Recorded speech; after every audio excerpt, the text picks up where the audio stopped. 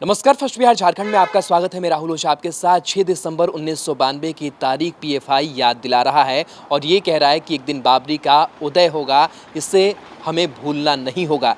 कहीं ना कहीं कह सकते हैं कि पीएफआई का जो बड़ा खेल है वो बिहार में शुरू हो गया है। और आपको बता दें कि जो विवादित पोस्टर है वो पीएफआई के तरफ से लगाया गया है डीएमएसपी ऑफिस के बाहर, और कहीं ना कहीं डिप्टी सीएम का जो गृहजिला है वहाँ पर बड़ी चुनौती जो है वो पीएफआई ने दी है। तस्वीरें जो निकल करके सामने आई है वो तस्वीर आपको हम दिखा रहे हैं, और इस पूरे मसले पर प्रशासन जो है वो खामोश है। बिहार में बीजेपी के राज में अतिवादी मुस्लिम संगठन पॉपुलर फ्रंट ऑफ इंडिया यानी पीएफआई ने अपना खेल शुरू कर दिया है। पीएफआई ने सीधे बिहार के डिप्टी सीएम को चुनौती दी है। डिप्टी सीएम तारकिशोर प्रसाद के क्षेत्र कटिहार में डीएम और एसपी के दफ्तर के बाहर पीएफआई ने विवादित पोस्टर चिपकाए हैं। प्रशासन का हाल ये है कि कार्रवाई की बात तो दूर रही, कोई कुछ बोलने से भी परहेज कर रहा है। कटिहार के कई जगहों पर पॉपुलर फ्रंट ऑफ इंडिया की ओर से विवादित पोस्टर लगाए गए हैं। इन पोस्टरों में बाबरी मस्जिद को लेकर आपत्तिजनक बातें लिखी गई है। मुसलमानों को कहा गया है कि वे 6 दिसंबर के दिन को भूल न जाए। इन पोस्टरों में बाबरी मस्जिद की तस्वीर भी है।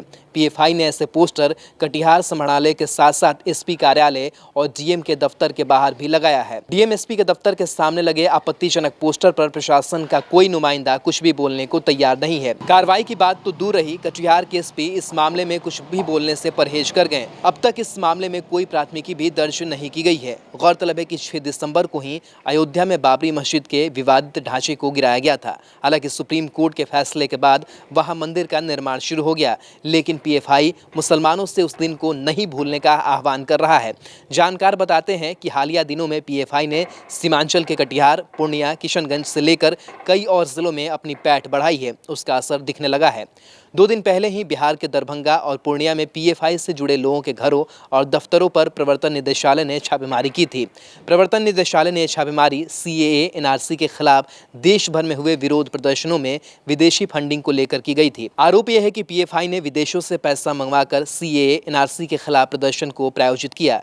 ईडी ने दरभंगा में पीएफआई के जनरल सेक्रेटरी मोहम्मद सनाउल्लाह के घर पर छापेमारी की थी। वहीं पूर्णिया के राजाबाड़ी स्थित पीएफआई के दफ्तर पर भी ईडी की टीम ने धावा बोला था। इन दोनों जगहों पर पीएफआई के कार्यकर्ताओं ने ईडी की छापेमारी के दौरान हंगामा किया था। दरभंगा में ईडी के अधिकारियों की गाड़ी का काफी देर तक घेराव भी किया गया था।